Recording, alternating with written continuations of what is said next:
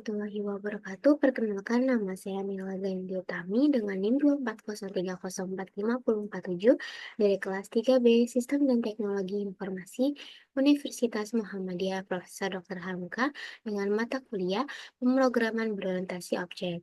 Pada kali ini saya akan menjelaskan tentang penerapan prinsip OOP dalam pengembangan perangkat lunak berbasis Java. Eh, dalam topik Dalam topik tersebut, saya tuh merangkum dari 5 artikel internasional yang saya sudah pilih. Di antara lain itu ada Naming Practice in Object-Oriented Programming, an Empirical Study by Gresta tahun 2023. Jadi artikel itu membahas aspek kualitas kode atau kode reliability, maintainability yang sangat penting dalam pengembangan perangkat lunak berorientasi objek. Terus yang kedua ada an empirical study on maintainable method size in Java by Code Code Duri tahun 2022. Artikel ini tuh menggabungkan prinsip desain OP dan matriks pemeliharaan perangkat lunak serta membantu pengembang menulis kode yang maintainable dan efisien. Selanjutnya ada New Metric for Object-Oriented Software Based on Regular Expression by Mekahlia dan Kabanikoce tahun 2024. Artikel ini tuh berfokus pada pengukuran kualitas perangkat lunak seperti maintainability dan reliability lagi melalui metrik OOP atau kayak bagian inti dari software quality assurance dalam rekayasa perangkat lunak. Terus ada Double ML, an Object-Oriented Implementation of Double Machine Learning in R by Bench tahun 2024. Artikel ini menunjukkan penerapan nyata OOP dalam pengembangan scientific software, menekankan pentingnya desain modular dan reusability. Yang terakhir ada Systematic Literature Review of Teaching and Learning and Object-Oriented Programming course by Evan tahun 2023. Artikel ini tuh menyoroti tantangan dalam menguasai paradigma OOP yang menjadi dasar rekayasa perangkat lunak berbasis objek. Nah, selanjutnya saya akan membahas beberapa poin, yaitu yang pertama adalah pendahuluan. OOP adalah paradigma utama dalam pengembangan perangkat lunak modern berfokus pada kelas dan objek sebagai inti utama program. Tujuan utamanya membuat kode lebih modular, efisien, dan mudah dipelihara. OOP juga memiliki konsep utama yaitu encapsulation atau pembungkusan data, inheritance pewarisan, polymorphism perilaku beragam, dan abstraction penyederhanaan kompleksitas. Selanjutnya, saya akan membahas tentang konsep dasar OOP dalam Java. Di sini tuh ada beberapa ya, banyak sekali konsep dasar OOP dalam Java, tapi hanya beberapa yang saya akan jelaskan. Kalau kita kaitkan dengan bahasa pemrograman Java, konsep OOP itu mencakup hal-hal seperti kelas, objek, metode, konstruktor, variabel, dan modifier, serta juga penggunaan struktur kontrol seperti if else, switch case, perulangan, seperti while loop, break, dan continue. Semua konsep ini saling terhubung dan membentuk fondasi dari pemrograman berorientasi objek. Yang pertama saya akan bahas tentang itu yaitu tentang kelas dan objek. Kelas itu sebuah wadah yang digunakan untuk membuat perintah objek pada program. Uh, Kelas atau objek itu tuh merupakan sebuah komponen yang dapat digunakan secara berulang kali atau reusable, dapat membangun aplikasi sehingga dapat menjadi lebih efisien dan efektif. Nah, oleh karena itu tuh terdapat sebuah pendekatan object oriented design atau OP dapat membangun sebuah aplikasi. Nah, dalam sebuah kelas itu biasanya menggunakan kata kelas. Ini aku mau memberi contoh aja ya. Kita tuh dapat membuat kelas, misalkan contohnya namanya main Java misalkan. Dalam sebuah kelas tersebut tuh terdiri dari sebuah variabel gitu. Nah, kita beri variabel itu misalkan X. Nah, dalam Java tuh sebuah objek dapat dibuat dalam sebuah kelas. Cara praktis untuk membuat sebuah objek tuh ciri-cirinya tuh ada keywordnya new, kalau enggak new obj gitu. Selanjutnya ada variables dan modifiers. Kalau dalam variabel itu dapat menyimpan sebuah nilai. Dalam Java terdiri dari beberapa tipe data, seperti string, int, float, chat, boolean, dan lain-lain. Terus ada access modifiers, akses modifiers itu tuh dapat mengatur hak akses dari kelas, atribut, metode, dan konstruktor. Nah, dalam modifier itu terdiri dari dua, yaitu akses modifier dan non-akses modifier. Nah, akses modifier itu yang seperti yang aku udah jelasin, dapat mengontrol semua level hak akses, sedangkan non-akses modifier itu tidak dapat mengontrol hak akses, tetapi menyediakan fungsi lainnya seperti public. Public itu kode dapat diakses untuk semua kelas, terus ada private, kode hanya dapat diakses dalam kelas yang dideklarasikan saja, dan protected, kode hanya dapat diakses dalam package dan subclass yang sama.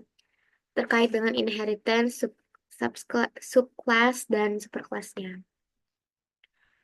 Terus ada kodenya tuh hanya dapat diakses pada package yang sama aja gitu. Modifier itu digunakan ketika tidak menggunakan spesifik modifier yang terkait dengan bagian package. Selanjutnya itu ada metode dan konstruktor mengatur perilaku dan inisialisasi objek. Metode itu tuh ibarat fungsi atau cara kerja tertentu dalam program. Jadi metode berisi kode yang hanya jalan kalau kita panggil. Kenapa sih dipakai? Karena metode tuh bikin program lebih rapi, efisien, dan dapat bisa dipakai berulang kali tanpa menulis ulang kodenya. Biasanya metode tuh ditulis di dalam kelas. Contohnya itu static void my method gitu. Nah, static itu tuh metode ini tuh untuk memberitahu metode ini tuh memiliki kelas, bukan objek. Terus kalau void itu artinya tuh ini tuh metode ini tuh gak ngembaliin nilai apa-apa gitu. Terus kalau main metode itu kan nama metodenya gitu. Terus supaya metodenya jalan itu, kita tuh harus memanggil seperti main method, buka kurung, tutup kurung, titik, koma. Nah, kita juga bisa panggil berkali-kali dan hasilnya akan tampil berulang kali gitu. Kadang kita mau kirim data ke metode nih, misalnya nama atau angka. Data yang dikirim itu disebut parameter. Kadang kita tuh mau punya beberapa metode dengan nama-nama yang sama. Nah, tapi beda parameternya. Itu disebut overloading. Java tuh bakal tahu harus pakai yang mana tergantung input yang dikasih. Terus ada konstruktor, itu bisa dibilang metode khusus yang tugasnya tuh menginisialisasi atau mengisi nilai awal ke objek waktu pertama kali dibuat. Jadi setiap kali kamu bikin objek dari kelas, konstruktor ini otomatis dijalankan. Terus ada control flow atau logika program, itu ada if else, switch case, terus juga ada looping. Aku akan ngebahas sedikit aja ya. If else itu dipakai buat ngelakuin keputusan dalam program. Kalau kondisi ya dia kalau kondisi yang dicek lebih dari dua tuh bisa pakai else if.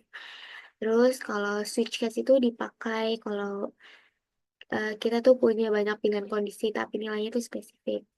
Terus loop itu dipakai buat ngulangin blok kode berkali-kali. Looping bisa dipanggil berkali-kali gitu. Maksudnya dipakai gunain berkali-kali sebagai kondisi tertentu sampai kondisi tertentu tuh terpenuhi gitu. Daripada nulis kode 10 kali kan, mending cukup 1 kali aja pakai loop. Terus yang terakhir ada static members atau atribut atau metode yang bisa dipanggil tanpa membuat objek. Oke, selanjutnya saya akan membahas tentang pentingnya penamaan. Di sini ada penamaan yang jelas dan bermakna meningkatkan keterbacaan dan pemeliharaan kode. Maksudnya tuh dalam praktik itu salah satu aspek penting dalam OOP itu adalah penamaan kode atau naming practice. naming practice yang baik lah.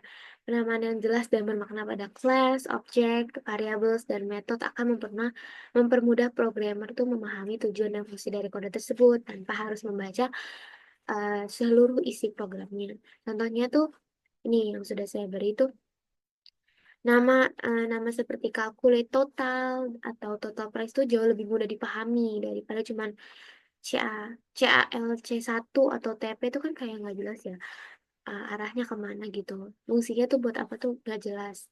Dan apa yang mau dikeluarkan tuh apa gitu. Nggak terlalu jelas lah intinya. Hal ini tuh berkaitan tuh dengan konsep kelas objek dan jenis-jenis variabel lainnya. Terus nih berhubungan erat dengan variabel dan metode, nama itu harus menjelaskan fungsinya, konstruktor dan disreferent itu mempermudah inisialisasi dan pembedaan variabel, inheritance dan akses modifier itu anggota kelas itu diwariskan lebih mudah dikenali. Yang diwariskan tuh lebih mudah dikenali. Selanjutnya ada efisiensi dalam perancangan metode. Jadi tuh kita tuh harus menghindari metode yang terlalu panjang atau sulit dipahami dan rawan bug. Kita tuh harus terapkan prinsip single responsibility atau satu fungsi utama per metode, menggunakan if else, switch case, dan looping secara efisien. Selain itu, desain metode yang modular yang mudah diuji, diperluas, dan diwariskan. Uh, ini tuh mendukung banget untuk passing parameter, reference, apalagi pada saat pewarisan antar kelas, inheritance-nya itu sangat sangat amat mempengaruhi dan mempermudah penggunaan mereka. Soalnya itu banyak mahasiswa yang masih kesulitan dalam memahami hubungan antara class, object, inheritance, dan polymorphism gitu. Sehingga pendekatan seperti project based learning, terus game based learning, serta penggunaan teknologi seperti FR dan lain-lain dinilai efektif dalam meningkatkan pemahaman. Nanti aku akan jelaskan di slide sebelumnya. Setelahnya.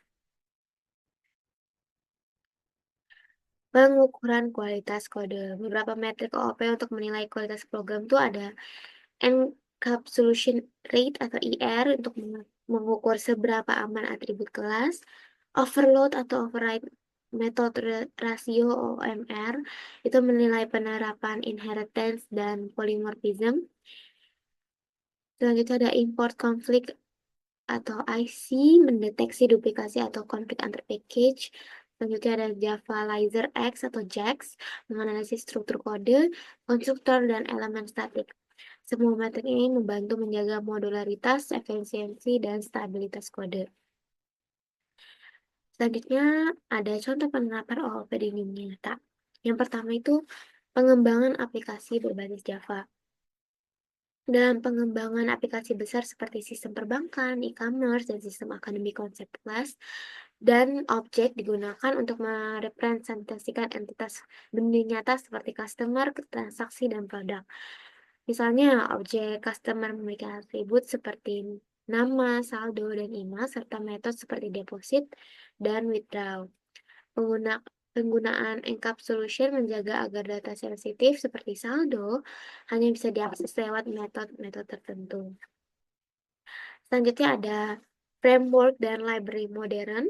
Framework seperti Spring Boot dan atau Django menerapkan prinsip inheritance dan polymorphism agar pengembangan dapat memperluas fungsionalitas tanpa mengubah struktur dasarnya.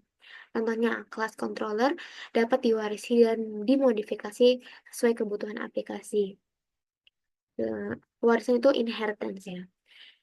Selanjutnya ada game development dan edukasi. Dalam pembelajaran OOP, game-based learning ini digunakan untuk menjelaskan hubungan antar kelas seperti player, enemy, dan game board. Setiap objek itu memiliki atribut dan perilaku yang berbeda, memperkuat pemahaman tentang metode, konstruktor, dan life cycle of object. Selanjutnya adalah pengembangan paket statistik seperti WMR atau bahasa R. Package WML menerapkan konsep class, inheritance, dan metode untuk memproses model statistik secara modular. Objek model dapat dibuat melalui konstruktor dan dioperasikan menggunakan metode seperti fit atau summary, mirip dengan konsep Java. Penggunaan package dan API. Dalam sistem besar, package dan Java API ini digunakan untuk menjaga modularitas dan efisiensi kode. Setiap package itu memiliki fungsi spesifik agar pengembang dapat memperluas sistem tanpa mengubah struktur utamanya. Selanjutnya, ada tantangan dalam penerapan OOP. Yang pertama itu ada kesulitan dalam pemahaman konsep abstrak, desain metode yang kompleks, penamaan yang buruk, kesalahan penggunaan modifier dan akses kontrol, serta evaluasi kualitas kode. Jadi tuh banyak yang sudah aku sebut tadi tuh banyak banget mahasiswa-mahasiswa contohnya seperti saya masih kesulitan banget dalam memahami hubungan antara class, object, inheritance, dan polymorphism sehingga tuh pendekatan seperti yang tadi udah aku kasih tahu kayak project based learning, game based learning, terus VR dan AR dinilai itu efektif dalam meningkatkan pemahaman. Sebelumnya tuh sebelum mempelajari tuh kita tuh sebelum sebelum mempelajari konsep lanjutan seperti static keyword, Java static method, dan Java static block, mahasiswa tuh atau kita tuh perlu banget menguasai sintaks dasar, perulangan serta pemanfaatan list reference dan passing parameter. Terus juga pemahaman terhadap akses modifier protected juga penting untuk menjaga keamanan data dan hubungan antar kelas. Tuh. Kesimpulannya, penerapan OOP yang baik meningkatkan efisiensi, keterbacaan, dan reusability kode. Konsep-konsep penting yang saling terhubung tuh ada class, object, method, konstruktor, modifiers, inheritance, select member, life cycle of object, dan package. Tapi, dalam pembelajaran maupun penerapan di industri, pemahaman konsep dasar OOP itu menjadi kunci untuk membangun perangkat lunak yang modular, efisien, dan mudah dikembangkan.